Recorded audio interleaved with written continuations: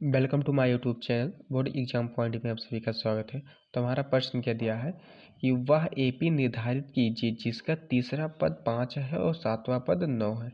तो ठीक है, तो यानी कि हमारा क्या दिया है, A3 बराबर हमारा कितना दिया है, 5 दिया है, और A3 बराबर 5 दिया है। तो A3 का यानी जब उपयोग करेंगे तो इसका n का वैल्यू हमारा क्या दिया है, n का वैल्यू इसमें कितना 3 हो गया।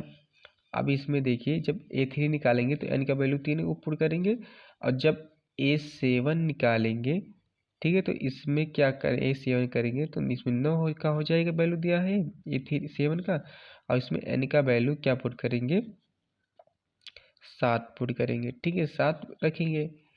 अब एक फार्मूला होता है, उसी फार्मूले की मदद से हम निकालेंगे। तो हमारा क्या फार्मूला होता है, AN बराबर हमारा होता है A प्लस n-1 इंटू में D होता है। ठीक है, इंटू में D होता है, तो इसी फार्मूले से अब निकालेंगे।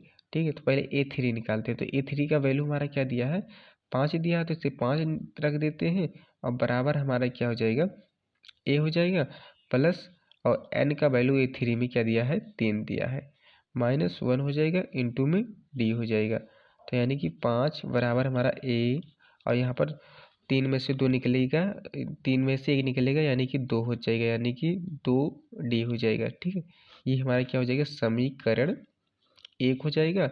अब इसी प्रकार से A7 निकालते हैं। ठीक है, तो A7 जब निकालेंगे तो यानी A7 का मान की वैल्यू कितना दिया है, 9 दिया है, और यहाँ पर हमारा क्या हो जाएगा, बराबर A प्लस n का वैल्यू हमारा कितना दिया है, 7 दिया है, -1 हो जाएगा यहाँ पर, और क्या हो जाएगा, D। ठीक है, D हो जाएगा।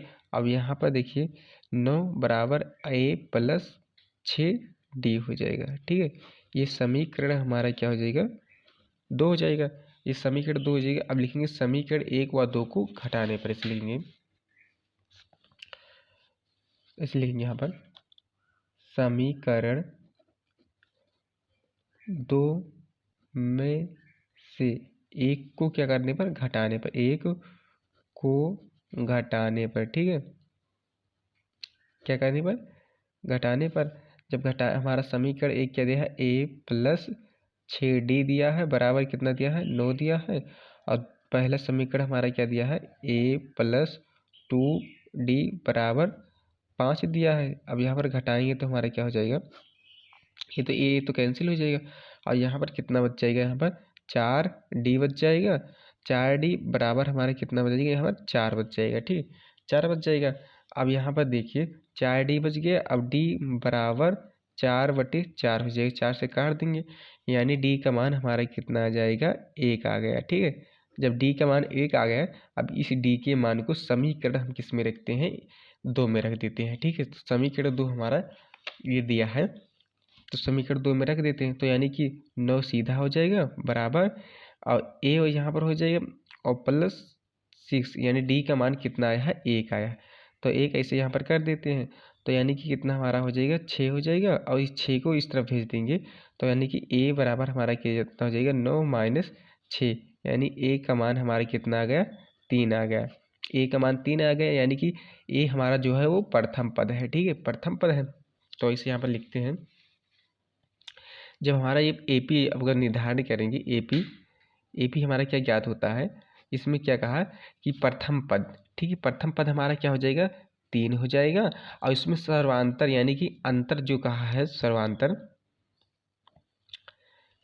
हमारा कितना आया है, 1 का आया है, यानी कि हमारा क्या हो जाएगा, AP जब 1 का अंतर आया, यानी इसमें 4 हो जाएगा, और 5 6 हो जाएगा, 7 हो जाएगा, ऐसे हो जाएगा। ठीक है, 7 हो जाएगा, यही हमारा AP निकल आया है। ठीक है, वीडियो अच्छा लगे तो लाइक करिए, नया है तो चैनल को जरूर सब्सक्राइब करें। Thanks for watching this video.